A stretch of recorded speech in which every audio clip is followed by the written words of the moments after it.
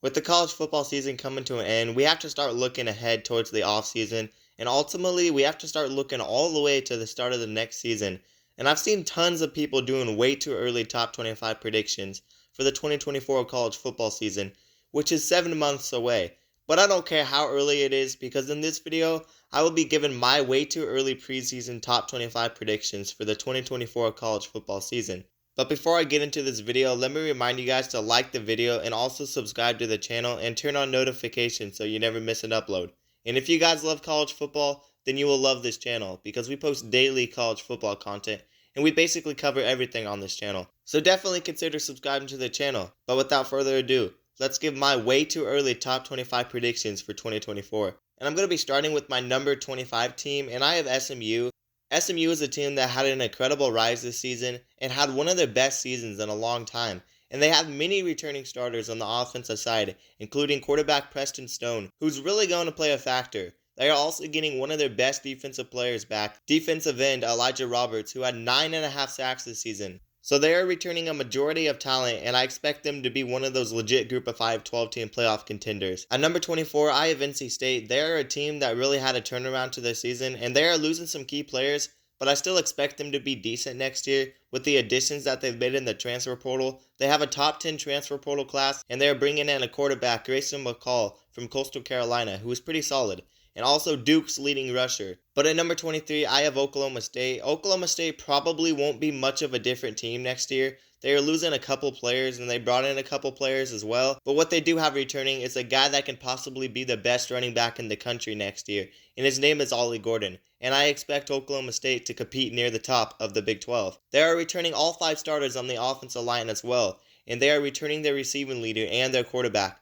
So this team will be a bit better, or they will just be the same team.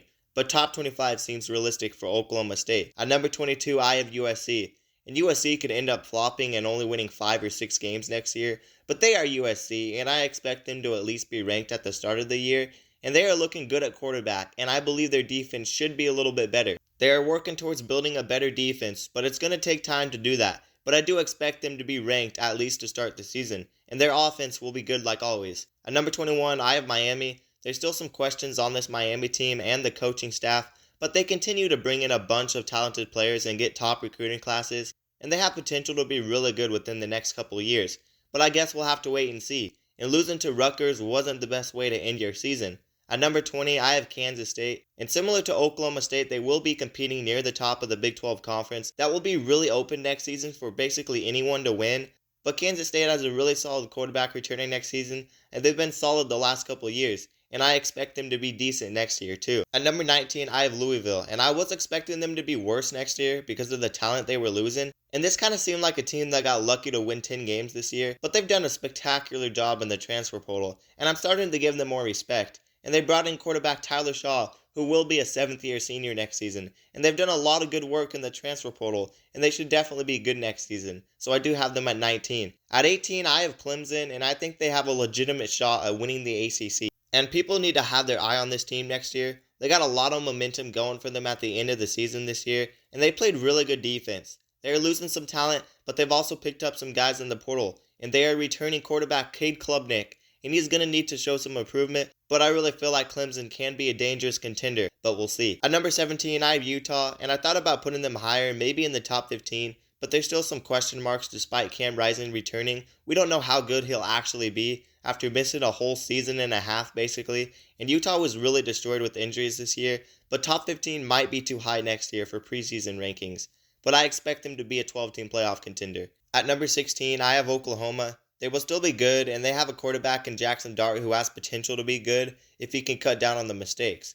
But they are losing a big majority of their offensive starters, and will have to kind of rebuild the offense. And I expect them to be decent, but it might be a tough first year for Oklahoma in the SEC. At number 15, I have Tennessee. They had a very underwhelming season this year, but they have a solid quarterback going forward, and they are returning some key players on both sides of the ball. Maybe top 15 is too high, but I do figure they will have a decent ranking. But at number 14, I have Washington. Washington is a team that is losing a bunch of super seniors. They are losing a big majority of their team, but they have an amazing head coach, and they did make a couple moves in the transfer portal, including bringing in quarterback Will Rogers from Mississippi State. and I expect Washington to be a 12-team playoff contender, but 14 seems realistic. They will definitely be worse, but they will still be good. At number 13, I have LSU. They have a bunch of offensive starters leaving, including Heisman winner Jaden Daniels, but they will have a very good coaching staff next year, and they have brought in some good talent from recruits and transfers, and their defense should be better, and they could possibly be a dark horse next season. So watch out for LSU. But at number 12, I have Notre Dame. And no matter how good or bad Notre Dame is, they will always start ranked in the top 20 or top 15. And I do expect them to be a little bit better next year. They have a good young head coach who has learned a lot. And they also have many good receivers and Riley Leonard from Duke, who was one of the best quarterbacks in the ACC. And they got him out of the transfer portal. They also have some good defensive starters returning. At number 11, I have Penn State. And similar to Notre Dame, they will most likely always be ranked at the top to start the season, and I expect the same from Penn State next year. They will be good, but they won't be good enough to beat the elite teams. But luckily with the 12-team playoff expansion, they will be contenders. But I will say, maybe, and just maybe, they take a huge leap next season. They brought in a very good receiver from Ohio State, and also a new offensive coordinator. At number 10, I have Florida State, and they will be losing a ton of players similar to Washington, but they have also brought in a bunch of guys who could help them out, and they brought in their future quarterback in DJ Uiagalelei, who is at least solid. But they also have a very good head coach, and I expect Florida State to be good. 10 is a little high, and they could be lower, but we'll see. At number 9, I have Arizona, and Arizona has to be one of those dark horses that aren't talked about enough, and they really aren't losing anybody on that team, and I expect them to be even better with returning early Heisman contender quarterback Noah Fifita, and they are basically returning their whole offense, and I also expect them to win the Big 12 outright. That's how good I think this team actually is. But for number 8, I have Missouri. Similar to Arizona, they are a team that has been on the rise. They are losing their star running back and a couple defensive guys, but they are also returning a lot, and they are bringing in a lot more guys, and they will have a lot of talent, and their number 1 receiver and quarterback, Brady Cook, will be back. But I expect this team to be good next year, and they will be legitimate 12-team playoff contenders. But at number 7, I have Ole Miss. And if you really want to talk about dark horses, this is one of them. It seems unrealistic to say this team can win a national championship, but at the very least, I'd say they are a dark horse and belong in the top 10. They are returning quarterback Jackson Dart and have the number 1 transfer portal class, and nobody even comes close to them. They have brought in many defensive guys who will play huge factors, like 5-star defensive lineman Walter Nolan, and I mean the list is long. So I consider Ole Miss a heavy favorite for the 12-team playoffs. But for my top 6, they are basically the powerhouse programs, and Ole Miss is kind of on the outside looking in with potential to be very dangerous, but these top 6 teams will all be national title contenders. But at number 6, I have Ohio State. Nothing much to say about Ohio State. They are always good, but maybe this is the year they finally beat Michigan, and they brought in a very underrated quarterback that's not talked about enough in Will Howard. So we'll see what they can do. And at number 5, I have the Oregon Ducks. I thought about putting them in the top 4, but there's still some questions on this Oregon team as a legit national title contender, but they will have all the talent in the world, and they will be top 5 at very least. And they will be scary next year. They brought in 2 quarterbacks for like the next 3 years, and they have a top 5 recruiting class according to ESPN, and they have a really good head coach in Dan Lanning. And I do expect them to be good on both sides of the ball, and they should be in the 12-team playoffs. But at number 4, I have Michigan, and I didn't really want to put Michigan any lower, even with the possibility of losing head coach Jim Harbaugh, and with them already losing a bunch of guys on their team, they will still be a contender in my eyes, and there's still a slight possibility of J.J. McCarthy returning for one more year, but Michigan could be worse, or they could prove everybody wrong and be one of the best teams in the country. I at least expect them to start in the top 4, even with the talent they're losing, but we'll see.